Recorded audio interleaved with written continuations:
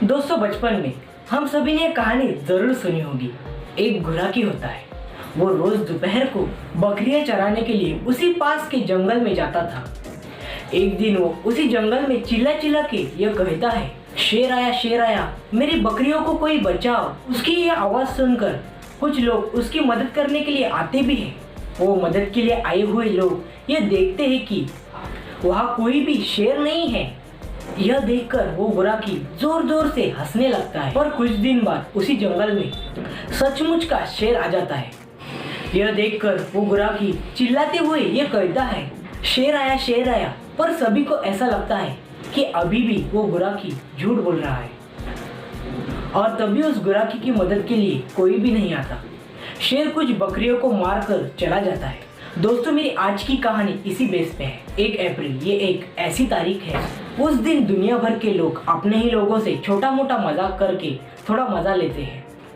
पर यह 1 अप्रैल किसी की जिंदगी और मृत्यु का कारण बन जाए, यह कभी आपने सुना है? मैंने भी नहीं सोचा था। तो चलो दोस्तों, शुरू करते हैं छूकर मेरे दिल को के अगले भाग में, जिस कहानी का नाम है अप्रैल फूल। सुयश, जो हर एक फिक्र को धुएं में उड़ाने वाला हरफन मौला युवक है। उसका अपना एक कॉलेज ग्रुप है जिसमें ओमकार, शिवम, श्रवण और जानवी ज्वाइंट है। वो अपने दोस्तों पर जान छिड़कता है। वो अपने दोस्तों के हर परेशानियों का चुटकी में हल निकालता है। जैसे चांद में दाग होता है, वैसे ही सुयश को अपने ही कॉलेज में किसी के साथ भी कैसा भी मजाक करने की एक बुरी आदत है। और इसी मजाक की वजह से उसने अपने ही कॉलेज में बहुत से लड़के लड़कियों को अपना दुश्मन बना के रखा है। पर सुयश को इससे कोई मतलब नहीं। उन चारों दोस्तों में ओमकार ही सुयश का सबसे बेस्ट फ्रेंड है। वो अपने दिल की सारी बातें वो उसी से शेयर करता है। पर खुद ओमकार ही सुयश के मजाक करने के रवैये पर हर वक्त नाखुश रहता है। वो हमेशा उससे यही कहते रहता है, अरे यार, कभी तो सीरियस हुआ कर। इस बार सुयश उसे अपने मजाक के अंदाज में कहता है, ज़िंदगी और मौत मेरे यार उस ऊपर बैठे हुए भगवान के हाथ में है। हम तो बस उसके हाथों की कठपुतलियाँ है और उसकी डोर उसके हाथ में है। वो कब किसकी डोर खींच ले ये हम में से कोई नहीं जानता। इस पर ओमकार तुरंत उससे कहता है, यानी तू ऊपर वाले को मानता है? इस पर सुयश कहता है, देख मेरे यार, मैं दूसरों की तरह मंदिर दिखे तो पैर पड़ना, दिन भर राम नाम जपना, ये सब मैं नहीं करता। दिल में सिर्फ भगवान के प्रति श्रद्धा और भावना होनी चाहिए। उसकी यह बात सुनकर ओमकार तुरंत कहता है, अरे यार, अच्छा हुआ, तेरी बातों से मुझे कुछ याद आया। अरे भावना का मुझे मैसेज आया था, वो तुझसे मिलना चाहती है।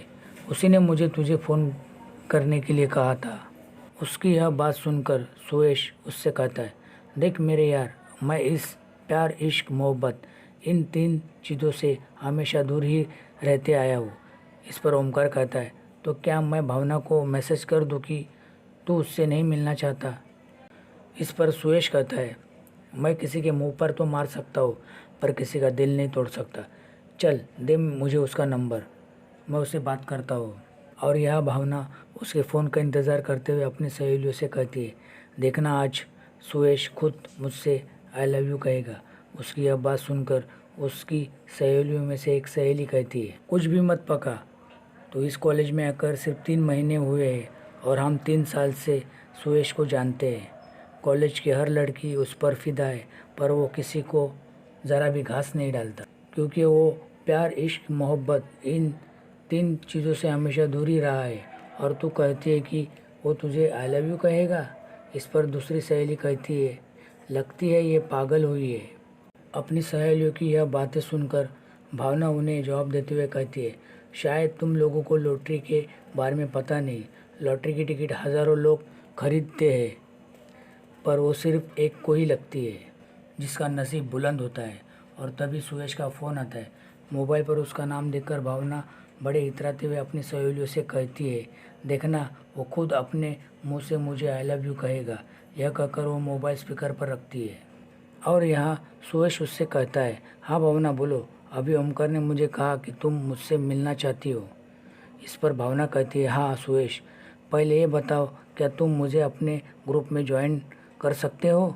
इस पर सुयश कहता है, हाँ क्यों नहीं, मोस्ट वेलकम। पर इससे पहले मुझे अपने दोस्तों को तुम्हारे बारे में कहना पड़ेगा। इस पर भावना कहती है, यानी तुम मुझे लाइक करते हो? इस पर सोहेल तुरंत कहता है, एक मिनट भावना, मैं उन्हीं को लाइक करता हूँ जिसे मेरे दोस्त लाइक करते हैं। इस पर भावना कहती है, यानी मैं तुम्हें अच्छी नहीं लगती? इस पर सुयश कहता है, देखो भावना, मैं हमेशा प्यार, इश्क, मोहब्बत इन तीनों चीज़ों से दूर ही रहते आए हो, इसलिए सॉरी। यह कहकर वो तुरंत फ़ोन बंद करता है। सुयश की यह बातें सुनकर भावना की सहेलियाँ कहती है, ओ मैडम, उससे प्यार की कोई उम्मीद मत रखना। उसे पटाते पटाते कहीं तुम्हारी जवानी ना निकल जाए। जाओ कहीं और नंबर डायल करो। अपनी सहेलियों की यह बातें सुनकर भावना गुस्से से लाल होती है। वह अपने आप से कहती है, देखना सुयश, एक दिन तुमसे ऐसा बदला लूँगी ना कि तुम्हें किसी से प्यार करने के लिए अगला जन्म लेना पड़ेगा। और यहाँ ओमकार सुयश से कहता है, अरे यार, तू प्यार से इतना दूर क्यों भागता है? इस पर सुयश उसे समझाते हुए कहता है, मेरे यार, ये जो लड़कियाँ होती है ना, वो एक चिंगारी की तरह होती है जो खुद तो जलती है पर साथ में अपने आसपास के माहौल को भी जलाकर राख कर देती है। इसलिए जितना हो सके ऐसी चिंगारियों से दूर ही रहना हमारे लिए सही है। कुछ भी हो, पर उस साले की कुछ बातें ना हमारे पल्ले ज़रूर पड़ती थी। हर साल अप्रैल फूल में वो हम चारों के साथ ऐसा खतरनाक मजाक करता था ना कि हम भगवान से यही प्रार्थना करते थे कि कैलेंडर बनाने वाला जब साल का कैलेंडर बनाता है तो वो उसमें अप्रैल का महीना ना छापे, क्योंकि वो हर अप्रैल फूल में वो हम चारों में से किसी न किसी को जान से मारने वाला एसएमएस पूरे कॉलेज में वायरल करता था। जब हमने उसे इसके बारे में पूछा कि क्या यार, तू हर साल हम में से किसी न किसी को मारने वाला एसएमएस या वीडियो वायरल करता है, तो अपने खुद को भी कभी मारा किया कर। इस पर वो ये कहता, क्या मैं मेरे मरने का एसएमएस या वीडियो तुम्हें सेंड करूँ तो क्या तुम मेरे मरने पर विश्वास करोगे? उसकी इस बात पर न जाने क्यों हम चारों के मुंह से यही एक बात निकलती है, अरे मरे तेरे दुश्मन, तू तो हम सबका मददगार है। अरे तू तो ऐसा इंसान है जो अपने एक हाथ से कुछ अच्छा काम करे तो उसके दूसरे हाथ को उसका ज़रा भी पता होने नहीं देता। अरे तुझे तो हमारी भी उम्र लग जाए। उन चारों का यह प्यार देखकर सुयश थोड़ा इमोशनल होता है और फिर वो अपने चारों दोस्तों से कहता है, ठीक है, अगले अप्रैल फूल को मैं तुम सभी को अपने मरने का एसएमएस और वीडियो ज़रूर सेंड करूँगा। मैं भी ये देखना चाहता हूँ कि तुम में से कौन पहले मुझे देखने आता है। कहते कहते साल निकलता है और फिर अप्रैल फूल का वो दिन भी आता है। ओमकार, शिवम, श्रवण और जानवी दोपहर के 12 बजे के अंदर एक दूसरे को अप्रैल फूल करते हैं, पर अब तक सुयश का अप्रैल फूल वाला मैसेज उन चारों के ग्रुप में नहीं आया। यह देखकर वो चारों एक एक करके उसके मोबाइल पर फ़ोन भी करते, पर उसका मोबाइल अनरीचेबल दिखा रहा है। यह सब होते देखकर वो चारों थोड़े टेंशन में आ जाते हैं। तभी अचानक ओमकार के मोबाइल पर एक अननोन एसएमएस आता है कि सुयश का आज दोपहर को खंडाला घाट पर एक्सीडेंट हुआ है। उसका एक्सीडेंट होने के 2 घंटे बाद उसकी मौत भी हुई है। अगर तुम लोग आना चाहते हो तो आ जाइए, क्योंकि 4 घंटे के बाद उसका अंतिम संस्कार होने वाला है। वो मैसेज पढ़कर ओमकार हंसते हंसते कहता है, आखिर में हमारे झूठा कही का एसएमएस आ ही गया, और एसएमएस में कहा है कि मैं मर चुका हूँ। इस पर श्रवण कहता है, साले ने मरने के लिए भी न कितनी अच्छी जगह चुन ली है, खंडाला। इस पर जानवी कहती है, क्यों ना हो, अरे वही तो उसके माँ का एक बड़ा फार्म हाउस है।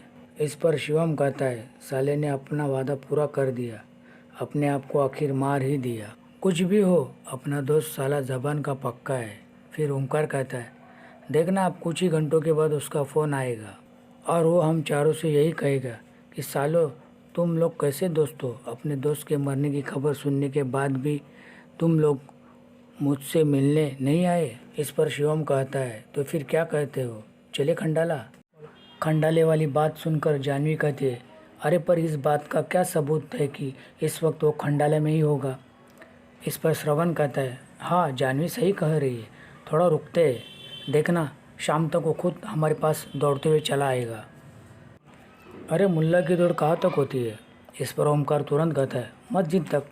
शाम होती है और कुछ देर बाद रात भी होती है, पर सुरेश का ना SMS आता है ना फ़ोन। यह देखकर ओमकार वही बैठे हुए सभी से कहता है, चलो यार आप घर चलते हैं, देखना कल वो खुद हम सभी को फ़ोन करके अपने इस मजाक के लिए माफ़ी मांगेगा। और फिर वो चारों अपने अपने घर चले जाते हैं।